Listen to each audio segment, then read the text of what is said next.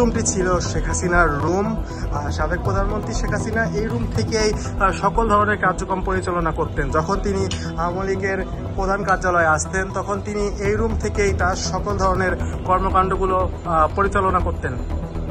সকল রুমেই কিন্তু একই অবস্থা যে আওয়ামী লীগ কার্যালয়টি এখন জুলাই যোদ্ধাদের প্রধান কার্যালয় হিসেবে ব্যবহৃত হবে। ওবায়দুল কাদের এই রুমেও বসে থাকতেন, মাঝে মাঝে এই দুইটি রুমই তিনি ব্যবহার করতেন।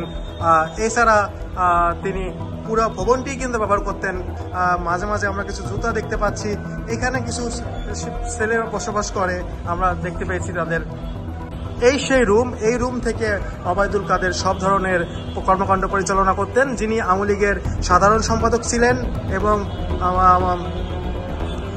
মন্ত্রী ছিলেন, তিনি কিন্তু এই রুম থেকেই তার সকল ধরনের কর্মকাণ্ড পরিচালনা করতেন এবং কখন কোথায় কি করবেন সবকিছু এই রুম থেকেই ঘোষণা দিতেন।